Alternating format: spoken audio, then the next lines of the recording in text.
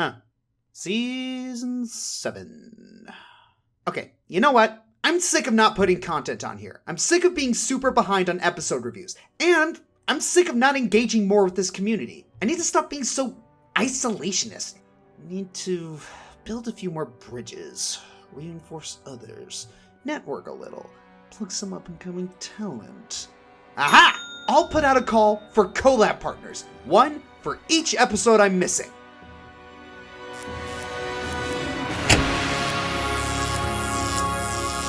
Alright, and now we wait. Hey, what's up? Ah! Dr. Wolf? Did you do something with your hair? You truly have keen eyes. Can't even tell the difference between a wolf and a fox with 3 tails. Okay, weird accent, not Doc. Who are you? TrickyFox. Been waiting for this opportunity. Had my tent outside the base for a while.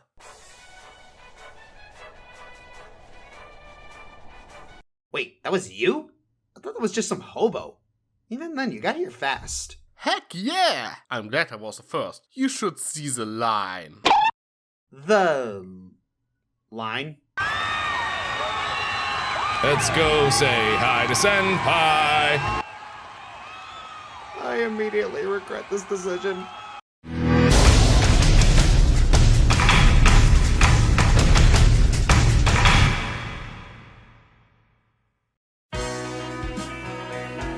So this episode starts out with Granny Smith having Big Mac do some heavy lifting. Reminds me of the times my mother needed me to do that. Mothers feed their children for this reason only. Yep, just this.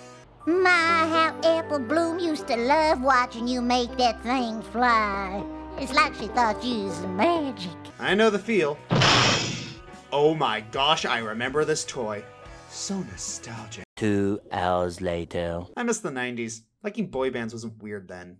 Say what now? Never mind! So Apple Bloom decides to talk about how gosh darn great her sister is and lays it on real thick. It's not opinion. It's objective fact. You've saved Equestria like a gazillion times. You're smart, funny, strong. Why, you're the best sister of all time. Finally, some pony gives him credits for actually achieving stuff. Hold that thought. I need to get something. There we go. I hope that was chocolate. Oh, hey. Is that the toy we used to play with when I was little? Yep. Neat.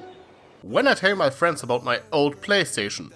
Lyricraft was hot then, I swear! So Applejack notices the writing on the wall and tries to comfort Big Mac, but gets called away by Season 5's hindquarters MacGuffin. Don't you mean the plot device? Eh? I'm giving you a 10-second head start. Oh, come on, it was just a joke.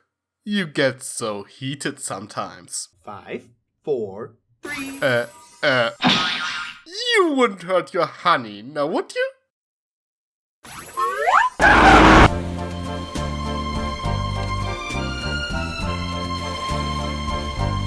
But yeah, in the span of just a few seconds, we actually see Big Mac really care about something and let his guard down to show his sister how he's feeling, but it gets ripped from him. Not a lot of dialogue here, but you don't need it, as you can feel the anger in his voice. Even the most tightly knit families aren't immune to sibling envy sometimes. I'm jealous of my older brother's tact and conversation skills. I'm jealous of my sister's work ethic. I'm jealous of my little brother's ability to make friends. Just as they've let me know they're just as jealous of my YouTube presence. You know that is not how you kill a kitsune, right? Oh good, that means causing you pain comes without guilt. Implying you feel guilt. But to get back to business, this is the first time we actually see more of Big Mac's feelings. In general, this is a Big Mac episode everyone has been waiting for since season 1. He was never really in focus and just kinda there. Him getting the spotlight alone makes this episode incredibly satisfying. Not to mention that it focuses on the relationship between brother and sister. Something that for the most part has been ignored up to this point. It's always sister here, sister there. And that's fine and all, after all, brother-sister lessons are rather similar. But it is still different from the usual. And then there is of course a feeling of inferiority. Applejack is incredibly accomplished, all things considered. I can't help myself to feel a bit jealous of my brother from time to time as well. We have issues. Anyways, Applejack says she has to leave, which ties into Made in Manhattan. Oh yeah, how long has it been since you reviewed that? Bite me. In any case, I like that they tied both episodes together this way. If Applejack wasn't around for some other reason, it might have felt much more forced. Like a festival of some sort? Seriously, it's always a festival. Exactly. Since we know what happened to AJ and Rarity, it is much easier to accept their absence. I mean, look at season 6. I question Starlights' absence in every other episode. Not to mention that it saves us some unnecessary exposition. Now, slice of life shows don't need this sort of continuity per se, but we really appreciate it on the off chance we're given it. I mean, this is a very rich, well-designed world, and it helps us stay invested the more said world feels alive. Moving on, it might seem a bit petty of Apple to get this worked up about it, but you should consider that this is the second time in a row that she can't compete with her sister. Remember Sister with Social, like the episode? She gave up a chance to compete to help Sweetable and Rarity. Missing a competition like this one time is nothing worth mentioning, but missing it 2 times in a row, now that's when it would start to bug me. So yeah, I can see why Apple would react like that. So then Sweetie Belle comes along as Big Mac fails to cheer up Apple Bloom. As a brother, there's this compulsion to see a problem and a want to fix it. And when you can't, it's the worst feeling in the world, especially when it comes to family being upset. Well, and Scootaloo boasting that she's gonna compete with Rainbow Dash probably didn't help. That being said, I really love that they included a sisterly relationship. Even though those two are supposed to be rather close, we haven't really seen them interact that much since Flag to the Finish. Also, random thought, why don't Apple Bloom and Sweetable compete together? Oh, such a shame we don't live closer to all your second cousins. You could maybe do the social with one of them instead. What is it, Big Mac? Y'all got an idea? What? What is it? What are you thinking? What are you thinking? To those familiar with Drake and Josh, that clip fits what's coming in more ways than you can imagine. That smile and thousands of memes were born. Turns out my long-lost cousin, Orchard Blossom, was able to make it last minute. Your cousin who what now? Well, I do declare it's harder today than the business end of a corncob pie. They've gift wrapped these jokes for me. Which one should we do? All of them. All along? All of them! I'm just a sweet transvestite.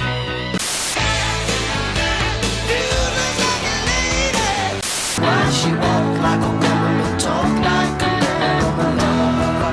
I'm too sexy for my shirt.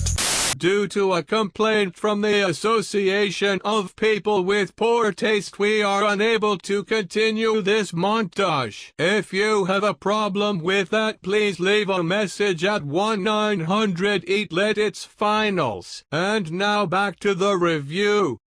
It is my extraordinary pleasure to make your acquaintance. That's Big Mac in a dress. That is the best part, both comedically and thematically. No one is fooled, not even the judges. And they don't care. Well, with the exception of that one. We don't talk about that guy, he's weird. Then Rainbow Dash comes. I know Applejack has a lot of relatives, but I feel like she would have mentioned you. Why, you must be Rainbow Dash. You're Scootaloo's... how are y'all related again? Wow. I actually felt the heat from the burn all the way over here. It's a real shame that Big Mac doesn't speak more often. Those rare times when he does, he's either incredibly insightful or spits fire. That one probably left a scorch mark. You mean a firebrand? 10, 9, 8. You wouldn't hit the person you love most, would you? Ah, I see the narcissist. Your misery sustains me! But don't think me and Scootaloo are gonna take it easy on you just because you're a stallion. You know, there's a couple observations I'd like to make here, but I don't want Tumblr to crucify me, so I'll just briefly compare it to the take it easy on you because you're a girl mantra and let them all eat each other in the comment section while I watch. You know that I'm immune to fire, right? The fall hurt though. You know, it's nice to have a person around I don't have to be afraid to kill. You already have Silver Quill. But when I roast him, he smells like chicken, and then I just get hungry. Excuse me, I have to go to the bathroom. You mean powder your muzzle, don't you, dear? Such a more feminine-like reference to nature's call, don't you agree? What? So they move to the first competition, which is singing, and even though Big Mac is doing a falsetto, I surprisingly don't want to claw my ears out. Actually, it is pretty interesting. Big Mac gets a bit cocky once Applebloom mentions that AJ had trouble learning the song, and he pulls it off quite well. Even Applebloom seems happy with it until the end. And then you remember Philly Vanilli, remember? Big Mac is a somewhat professional singer. Bass voice, but a singer nonetheless. But don't you worry, we'll get you a blue ribbon yet, Applebloom. You sure about that? As sure as my name is Cousin Orchard Blossom. But that isn't your name. You know what would be hilarious? If Orchard Blossom was a real pony separate from Big Mac. Well, considering how many apples there are, it is not beyond the realm of possibility. They move on to other activities which they are failing, including jump rope? Okay, that's the only one I don't buy. Come on, jumping is not that hard. It's the last event, and Rainbow Dash and Scoot seem pretty in sync. What's our move on the grape squish? The alley-oop, apple toss, flip-flop, egg carry, flutter bomb. Yeah! I don't get a word they are saying. Whatever, I really like them together. Flutter bomb!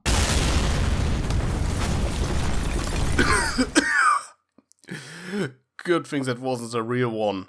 What do you mean, real one? Wow, that was actually her? What have you done? Oh, she's fine.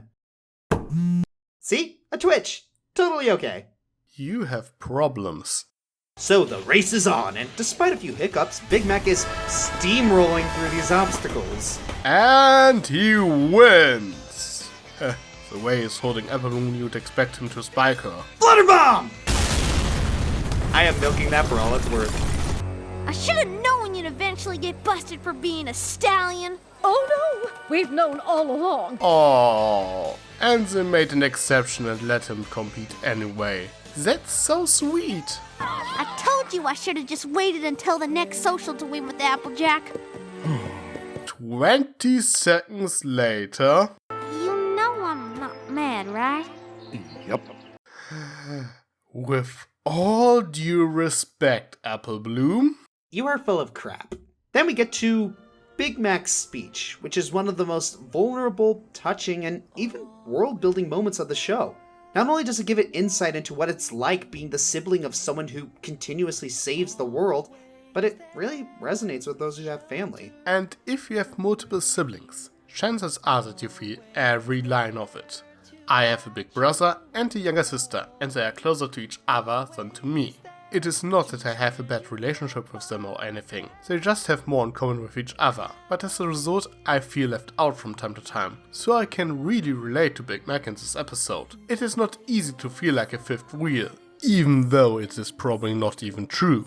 And as the guy who has been that hero for their siblings at one point or another, it really makes you wonder how much you affect them when you just do what you do. You just do your job and think nothing of it, but this really shows how even positive actions negatively affect those around us. When MLP tackles sibling relationship, the show always delivers an excellent job, and the lessons work all great together. If you watch Sister Who's Social, To Whom the Sweetie Belle Talks, and Brother Who's Social, you will notice that they more or less complement each other, like the holy trinity of sibling relationships.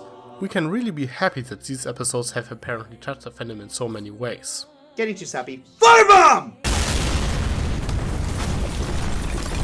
Yeah, great episode. A lot of people make the comparisons to things like Tootsie or Mrs. Doubtfire, and while there are similarities, the big difference here is that unlike in those stories, no one was fooled. In this episode, people were smart enough to put two and two together about Big Mac and his motivations to compete, or just didn't care. And for those wondering about the various elephants in the room, the episode didn't talk about it, didn't reference it, nor implied anything positive or negative about it. Therefore, we will not address it either. Use that dress. 10, 9, 8, 7. Oh, 6. come on. That pun wasn't even that good. I think you're taking this too seriously. How did he do that? Where did he learn how to do that? That is beyond overpowered. Really, he's supposed to be a soldier, not a freaking star thrower. He should change his name into Gary and grow some freaking wings. I know he's a Synestia fanatic, but come on! So how can I get the stars to aid me in my escape? I don't think there's any prophecy involving foxes in this culture. Maybe the Japanese have it somewhere. I don't know. I haven't played Okami in a while. Not that it would be of any help right now. That game is about the sun goddess.